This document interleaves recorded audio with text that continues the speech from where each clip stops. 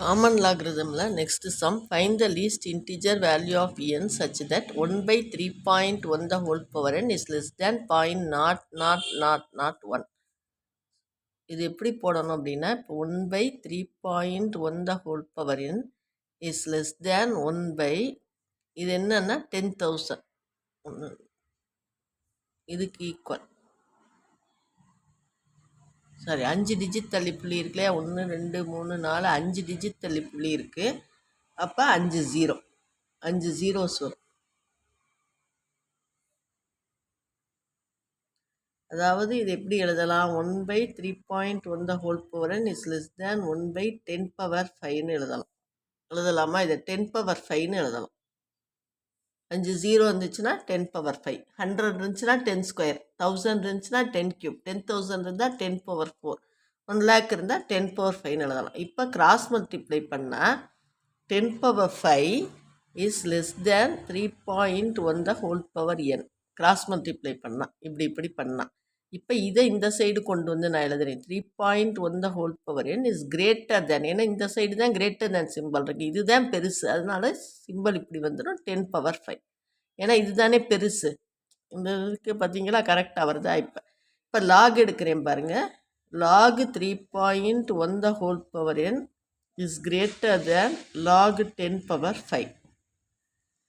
அப்போ n log power படி n log 3.1 is greater than 5 log 10ன்னு வந்துடும்.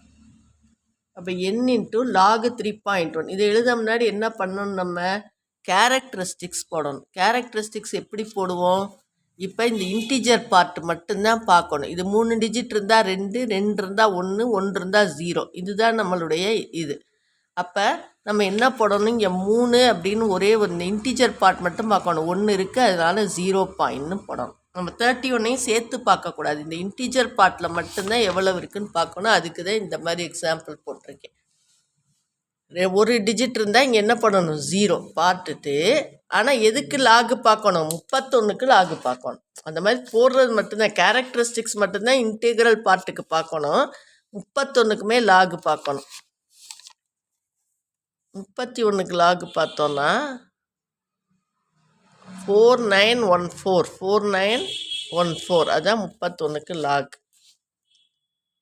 4914 5, லாக் 10ஓட வேல்யூ 1, லாக் 10ஓட வேல்யூ என்னது 1.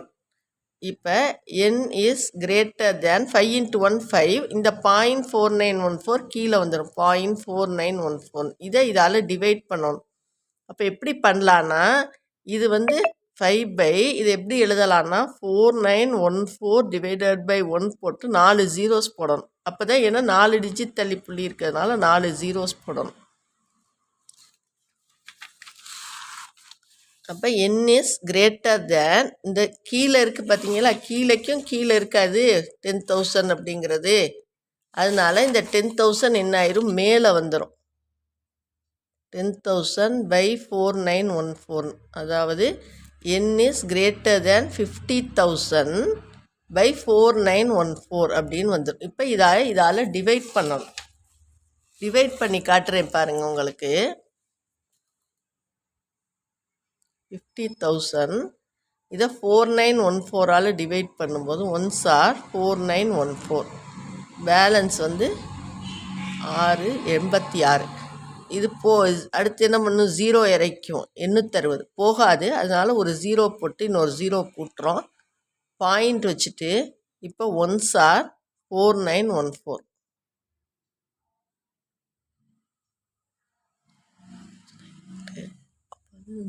வச்சுன்னா 6 3, இப்போவும் போகாது, அதனால் இன்னொரு 0 சேர்த்துக்கிறோம். இப்போ 4914 into 7 போட்டு பார்ப்போம்.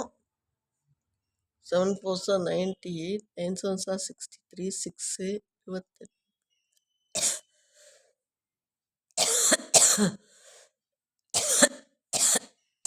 சாரி, இவ்வளோ வருது. அப்போ 10.17 வருது. இதை டிவைட் பண்ணால் எவ்வளோ வருது, 10.17. இப்போ நமக்கு என்ன கேட்டிருக்கு, லீஸ்ட் இன்டீஜர் வேல்யூ. அப்போ n 10 விட அதிகமாக இருக்கணும். அப்போ இருக்க இன்டீஜர் என்ன? Positive integer 11. 11 தான் 10.17 விட அதிகமாக முதல்ல வர்ற இன்டீஜர். அதால்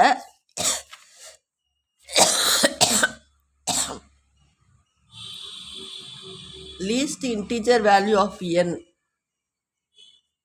இஸ் ஈக்குவல் டு 11ன்னு எழுதணும். ஏன்னா இதுக்கு அடுத்து வர்ற இன்டீஜர் வந்து 11 தான். சாரி, அதாவது இப்போ நான் இது எப்படி எழுதியிருக்கேன்? 1/1 லேக்னு எழுதியிருக்கேன். அதாவது 1/10⁵ எழுதிட்டேன். இதை கிராஸ் மல்டிப்ளை பண்ணும்போது இப்படி வருது.